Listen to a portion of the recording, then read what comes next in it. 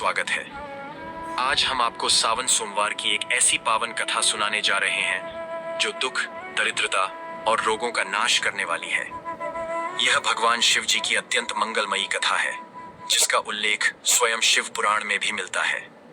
कहा जाता है कि जो भी मनुष्य इस कथा को पूरे श्रद्धा और सच्चे मन से शुरू से लेकर अंत तक श्रवण करता है, उसके घर में कभी भी दरिद्रता का वास नहीं होता। यह कथा इतनी प्रभावशाली है कि इसे सुनने मात्र से ही रोगी व्यक्ति को अपने समस्त रोगों से मुक्ति मिल जाती है। सावन के महीने में भगवान शिव जी की कथाओं का श्रवण करना अतुलनीय पुण्य फल प्रदान करता है। इसलिए आप सभी श्रद्धालुजन इस कथा को प्रारंभ से अंत तक अवश्य सुने। भगवान शिव जी का अनादर न करें और इस पवित्र कथा का अपमान न करें। कथा आरंभ करने से पूर्व यदि आपने अभी तक इस वीडियो को लाइक नहीं किया है तो कृपया वीडियो को लाइक करें और कमेंट बॉक्स में हर हर महादेव अवश्य लिखें। मित्रों, आप लोगों का अधिक समय नष्ट न करते हुए अब हम कथा आरंभ करते हैं। एक समय की बात है, किसी नगर में एक पंडित रहता था। वह जन्म से ही अत्यंत निर्धन था। वह पंडित अपनी पत्नी और पुत्र के साथ जीवन यापन करता था। उसके पुत्र का नाम सोमनाथ था। वह पंडित प्रतिदिन प्रातःकाल उठकर स्नान आदि करके तुलसी के पौधे पर जल अर्पित करता और फिर नगर में सभी घरों में जाकर कथाएं सुनाता। लेकिन पंडित द्वारा किया गया यह सब कार्य उसकी पत्नी को बिल्कुल भी पसंद नहीं था, क्योंकि वह स्वयं कई वर्षों से भगवान भोलेनाथ की पूजा अर्चना करती आ रही थी। वह सावन के समस्त सोमवारों को उपवास भी रखती थी, किंतु इतने वर्षों की साधना और व्रतों के बावजूद भी उसे केवल गरीबी का ही सामना करना पड़ रहा था। इसीलिए वह पंडित की पत्नी भगवान शिव से अत्यंत नाराज हो गई और उन्होंने उनका पूजा पाठ करना, व्रत रखना सब कुछ त्याग दिया। परंतु उस पंडित ने कभी भगवान का नाम लेना नहीं छोड़ा। वह कहीं न कहीं से भगवान शिव की कथाएं सुनाकर, पूजा पाठ करके जो कुछ धन प्राप्त करता, उसी से अपने परिवार का पालन पोषण करता। एक दिन ऐसा आता है जब वह पंडित की पत्नी एक बार फिर से अपने हृदय में श्रद्धा जगाकर भोलेनाथ की पूजा अर्चना करने लगती है। वह मन ही मन यह सोचती रहती थी कि एक दिन तो ऐसा अवश्य आएगा जब मेरी सभी मनोकामनाएं पूर्ण होंगी, मेरी भी गरीबी समाप्त होगी। किंतु जब वर्षों की भक्ति और पूजन के बाद भी उसे कोई फल प्राप्त नहीं होता तो वह अत्यंत दुखी हो जाती है। मन ही मन अपने भाग्य को कोसने लगती है और भगवान शिव की मूर्ति के पास बैठकर कहती है, हमने ऐसा कौन सा पाप किया है हे भोलेनाथ, जिसकी वजह से हमें जीवन भर इतनी गरीबी का सामना करना पड़ रहा है। हमने तो कभी किसी का दिल नहीं दुखाया, कभी किसी के साथ अन्याय नहीं किया। मैं और मेरे पति दोनों ही तो सदा से आपके चरणों में लीन हैं। हम तो सुबह से लेकर रात तक केवल आपकी ही पूजा अर्चना करते हैं। हर सावन में सोमवार का व्रत रखते हैं, आपके नाम का जल चढ़ाते हैं, आपकी कथा सुनते और सुनाते हैं। फिर भी हे प्रभु, हमारी झोली हमेशा खाली क्यों रहती है? हे शंकर, क्या हमारी भक्ति में कोई कमी रह गई है? क्या हमारी प्रार्थनाएं आप तक नहीं पहुंचती? क्या हम किसी ऐसे पाप के भागी हैं जिसका प्रायश्चित भी हमारे भाग्य में नहीं लिखा? हे नीलकंठ, यदि कोई भूल हुई हो तो क्षमा करें, लेकिन कृपा करके यह तो बताइए कि हमारी इस असहनीय दरिद्रता का रहस्य क्या है? आखिर हमारे ही हिस्से में यह जीवन भर का संताप क्यों आया? अब धीरे धीरे समय बीतता गया। वह पंडित और उसकी पत्नी दोनों ही वृद्धावस्था की ओर बढ़ चले थे। समय की मार ने उनके शरीर को कमजोर कर दिया था। अब उस पंडित के शरीर में इतनी भी शक्ति नहीं बची थी कि वह नगर में जाकर भगवान भोलेनाथ की कथा सुना सके। उसकी कमर झुक गई थी, स्वर कांपने लगा था और शरीर में विविध रोगों ने घर बना लिया था। अब वह पंडित भी प्रायः बीमार रहने लगा। कभी खांसी, कभी ज्वर, कभी दुर्बलता। शरीर मानो जवाब दे चुका था। और इस सबसे अधिक चिंता की बात यह थी कि अब उनके घर का पालन पोषण करने वाला कोई नहीं बचा था। जो कुछ थोड़ी बहुत जमा पूंजी थी वह भी बीमारियों और दवाओं में खर्च हो चुकी थी। धीरे धीरे उनके घर की हालत इतनी बिगड़ गई कि उन्हें भोजन के एक एक दाने के लिए भी संघर्ष करना पड़ रहा था। न घर में अन्न था, न कोई सहारा। ऐसी स्थिति में पंडित की पत्नी का धैर्य टूट गया। वह अत्यंत क्रोधित हो उठी। उसने क्रोध में आकर एक बार फिर भगवान भोलेनाथ की पूजा अर्चना को त्याग दिया। इस बार तो उसने अपने पति को भी डांटते हुए यह कह दिया कि अब बस करो यह सब भगवान भगवान की रट लगाना। तुम्हारे इस भोलेनाथ ने हमें क्या दिया? जब जवान थे तब भी भूखे रहे, अब वृद्ध हुए तो और भी बदतर हालत हो गई। क्या यही फल है इतने वर्षों की भक्ति का? लेकिन वह पंडित जो सच्चा शिव भक्त था, मोटो ने फाइनली लॉन्च कर दिया most power packed phone Moto G86 power. It has the segments brightest 1.5K। पंडित जो सच्चा शिव भक्त था, वह अपने अंतिम समय तक भी भगवान भोलेनाथ की पूजा नहीं छोड़ता। उसका विश्वास अटल था। वह कहता, भोलेनाथ परीक्षा लेते हैं लेकिन अपने भक्तों को कभी त्यागते नहीं। तब क्रोध में तपती हुई उसकी पत्नी एक दिन अत्यंत कठोर स्वर में कह उठती है, हे नाथ, आखिर हम दोनों कब तक यूं ही भगवान भोलेनाथ की पूजा अर्चना करते रहेंगे? देखिए ना, हम दोनों अब बूढ़े हो चुके हैं। उम्र के इस पड़ाव पर आकर भी हमें आज तक कोई फल नहीं मिला, कोई राहत नहीं मिली। मैंने तो जीवन का हर क्षण शिव की भक्ति में समर्पित कर दिया, पर क्या मिला? हम तो दिन प्रतिदिन और भी अधिक गरीब होते जा रहे हैं। कभी लगता था कि कुछ तो ठीक है, कभी कभार कुछ मिल जाता था, पर अब तो दाने दाने के लिए भी तरसना पड़ रहा है। घर में ना अन्न है, ना सहारा और ना ही कोई आसरा। और तुम अब भी इस भ्रम में पड़े हो कि भगवान शिव तुम्हारी सुनेंगे? हे नाथ, मैं ही मूर्ख थी जो एक बार उनका पूजा पाठ छोड़ देने के बाद भी फिर से दोबारा भक्ति करने लग गई। मैंने सावन के सभी सोमवारों को ना तो दिन देखा ना रात। दिन भर उपवास रखकर, रात भर जप तप में लीन रहकर मैंने अपने ही शरीर को दुर्बल बना लिया। मैंने बेल पत्र चढ़ाए, जल अर्पित किया, मंत्रों का जाप किया, आंखों से आंसू बहाए, लेकिन शिव ने मेरी एक भी प्रार्थना नहीं सुनी। मैंने अपना सर्वस्व अर्पित कर दिया, फिर भी उनके दरबार से मेरे लिए कुछ नहीं निकला। और अब तुम्हें क्या लगता है कि तुम्हारा वो शिव कुछ देगा, जो तुम रोज रोज उस शिव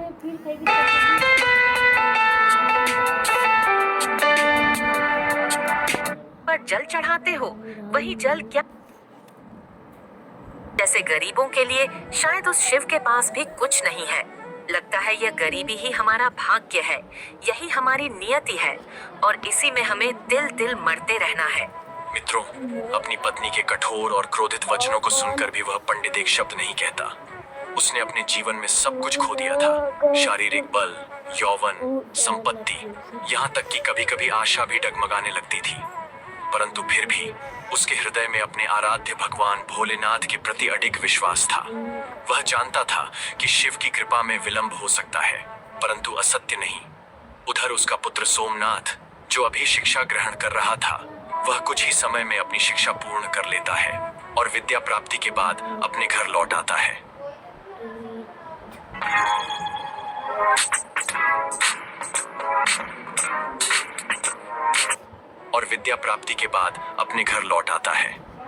जब वह अपने वृद्ध माता पिता की अवस्था और उनके दुखों को देखता है तो उसका मन व्याकुल हो उठता है। उसने न अपने भविष्य की सोची, न अपने सपनों की, केवल एक ही संकल्प लिया, अपने माता पिता की सेवा करना और उनकी सारी पीड़ा हर लेना। वह पूरे समर्पण भाव से घर का समस्त बोझ अपने कंधों पर उठा लेता है। अब वह अपने पिता की ही तरह नगर नगर जाकर भगवान भोलेनाथ की कथाएं सुनाने लगता है। हर रोज वह शिव की महिमा का गुणगान करता, कथा सुनाता और जो भी दक्षिणा मिलती उससे अपने परिवार का पालन करता। ऐसे ही कई वर्ष बीत जाते हैं। सोमनाथ की भक्ति, उसकी सेवा और उसका त्याग धीरे धीरे नगर में प्रसिद्ध होने लगता है। एक दिन की बात है जब सोमनाथ उस नगर के प्रसिद्ध शिव मंदिर में जाता है। वह मंदिर जहां भक्तों की कतारें लगी रहती थीं, जहां हर सोमवार शिवलिंग पर गंगा जल और बेलपत्र चढ़ते थे और जहां भगवान शिव की अर्चना स्वयं देवगण भी करते थे। वहां पर वह विधि पूर्वक भगवान भोलेनाथ का पूजन करता है, दीप प्रज्वलित करता है और फिर उपस्थित सभी भक्तों के समक्ष अपने श्रद्धा से भरे स्वर में भगवान शिव की पावन कथा का श्रवण कराते हुए कहता है, हे भक्तों, जो भी इस पावन कथा को श्रद्धा और सच्चे मन से श्रवण करता है, उसकी सभी मनोकामनाएं भगवान भोलेनाथ अवश्य पूर्ण करते हैं। वह भक्त चाहे जितना भी दुखी हो, चाहे कितनी भी विपत्तियां उसके जीवन में क्यों ना हो, यदि वह भोलेनाथ की कथा को आस्था से सुनता है तो भगवान शिव उसकी हर पीड़ा हर लेते हैं। सोमनाथ जब यह श्रद्धापूर्ण वचन कहता है तो उस समय उसी मंदिर में नगर का राजा भी उपस्थित होता है। वह राजा हर वर्ष सावन के प्रथम सोमवार को गुप्त रूप से मंदिर में आकर भगवान शिव का दर्शन और पूजा करता था। उस दिन भी वह साधारण वस्त्रों में मंदिर आया हुआ था। जब उसने सोमनाथ के मुख से यह पावन वचन सुने तो वह भीतर तक प्रभावित हो गया। उसकी आत्मा उस वाणी से जैसे जागृत हो उठी। राजा मन ही मन सोचने लगा, कितनी सरल, कितनी सच्ची बात कह रहा है यह युवक। इसके शब्दों में केवल कथा नहीं बल्कि अनुभव झलक रहा है। इसमें वो आह भी है जो वर्षों की तपस्या और पीड़ा से निकली है।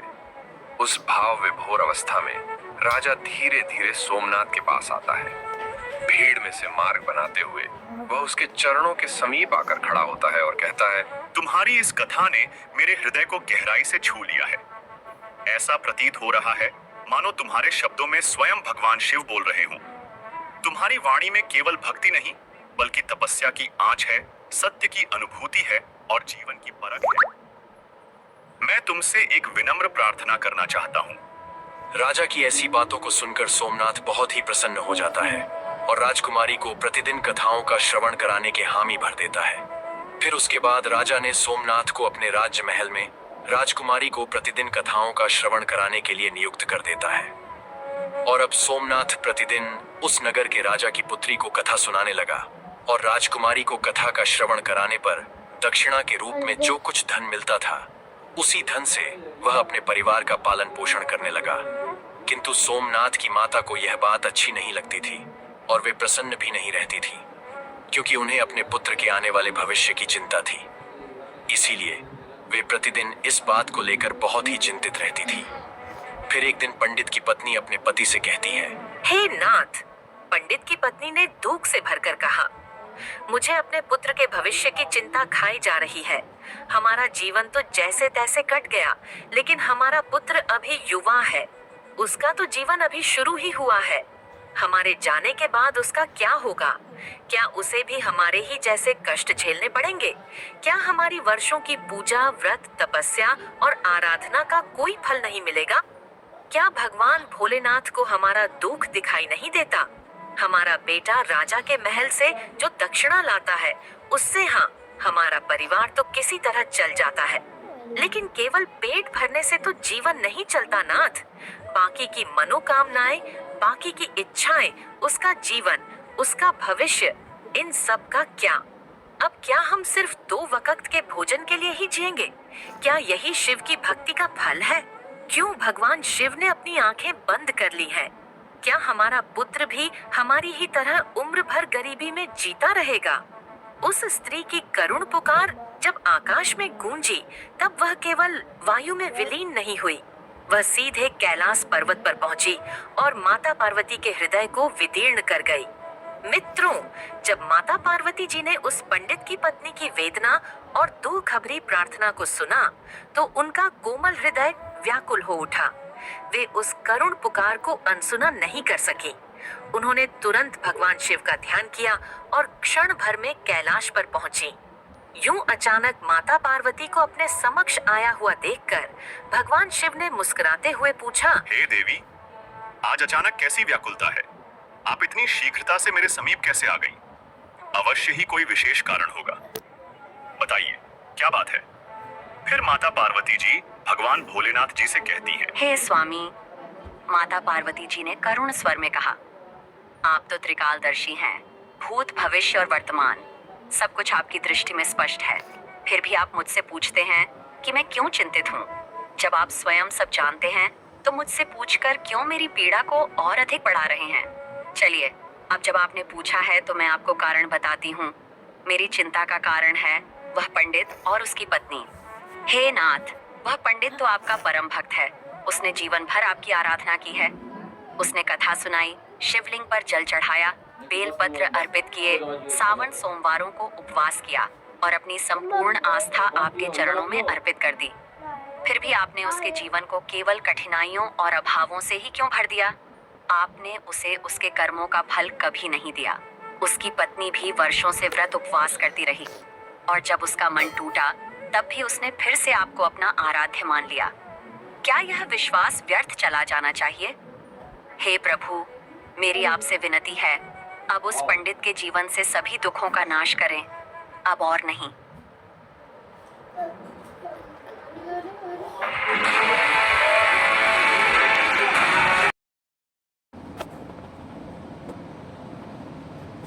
यह उन असंख्य भक्तों के लिए भी एक त्रासदी होगी जो अपने जीवन को आपके चरणों में अर्पित कर चुके हैं।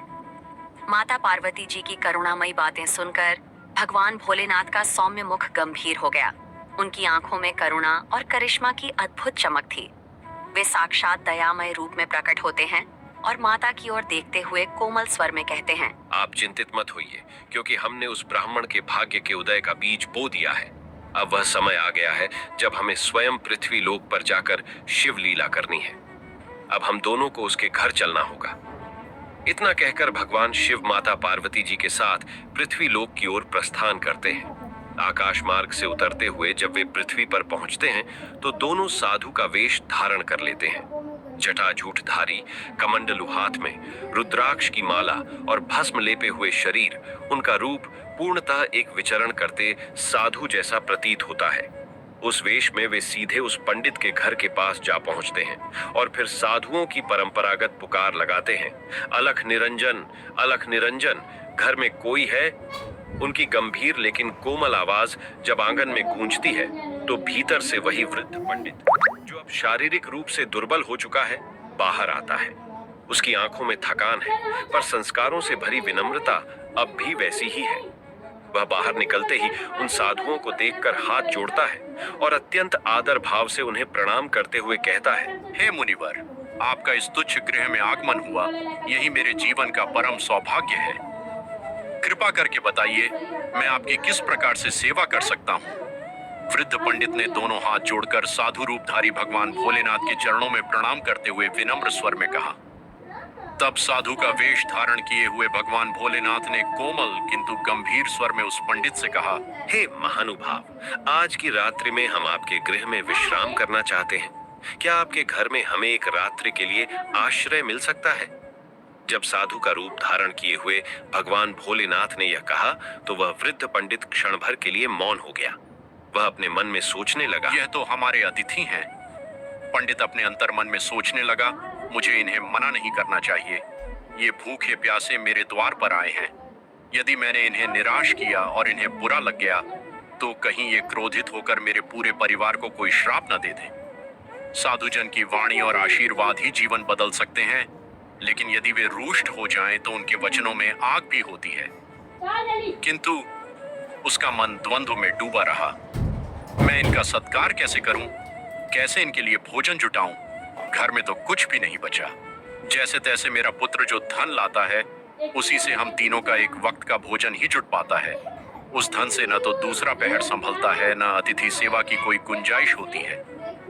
इतना सोचने के बाद उसने गहरी सांस ली और फिर नम्र स्वर में उन साधुओं से कहा, हे मुनिवर, मेरा पुत्र नगर के राजा की पुत्री को भगवान भोलेनाथ की कथाएं सुनाता है।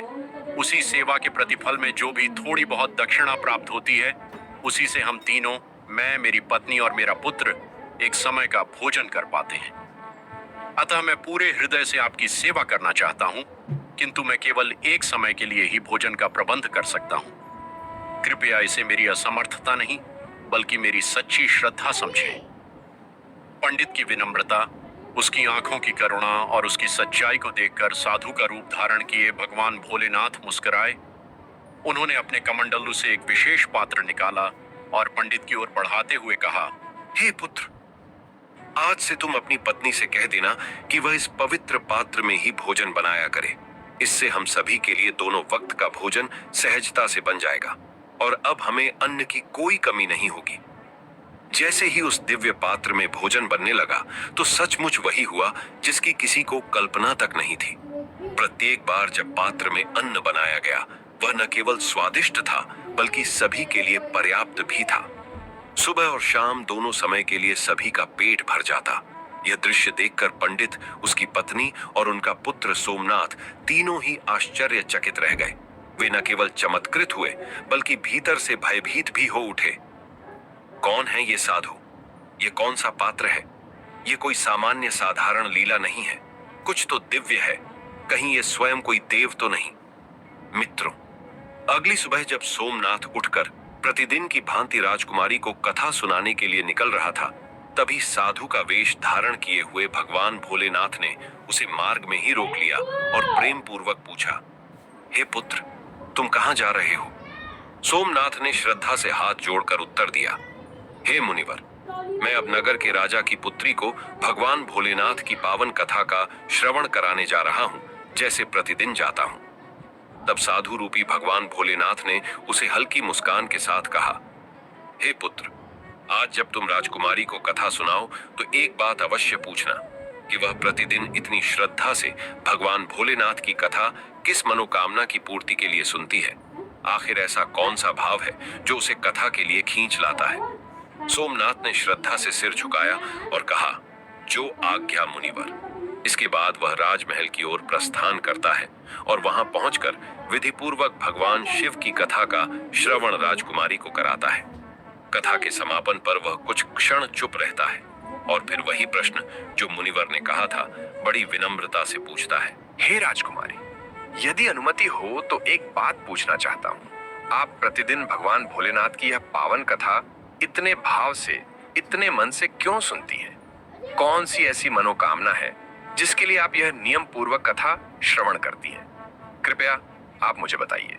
तब राजकुमारी सोमनाथ से कहती हैं, मैं अपनी इस मनोकामना की पूर्ति होने के लिए प्रतिदिन भगवान भोलेनाथ की पावन कथाओं का श्रद्धा पूर्वक श्रवण करती हूँ। राजकुमारी ने शांत स्वर में उत्तर दिया, मैं चाहती हूँ कि मुझे ऐसा वर प्राप्त हो जिसकी चर्चा पूरे नगर ही नहीं बल्कि दूर दूर तक हो, जिसके मस्तक पर चंद्र और सूर्य का तेज हो, जिसकी किस्मत इतनी उदात्त हो कि उसके घर में किसी भी वस्तु की कोई कमी न हो, और जब वह बारात लेकर आए तो वह ऐसी भव्य और अनुपम हो जैसी अभी तक किसी ने देखी न हो, न किसी राजकुमारी की, न किसी रानी की। मैं अपने लिए ऐसा ही एक अनुपम वर चाहती हूँ और इसीलिए मैं भगवान भोलेनाथ की कथा का नियम पूर्वक श्रवण करती हूँ। राजकुमारी की यह बात सुनकर सोमनाथ मौन रह गया। उसके मन में अनेक विचार उमड़ने लगे, पर वह कुछ न कह सका। उसने आदर पूर्वक राजकुमारी को प्रणाम किया और वहां से धीरे धीरे घर लौट आया। घर पहुंचकर वह सीधा उसी साधु रूप धारण किए हुए भगवान भोलेनाथ के पास गया जो प्रतीक्षारत थे। सोमनाथ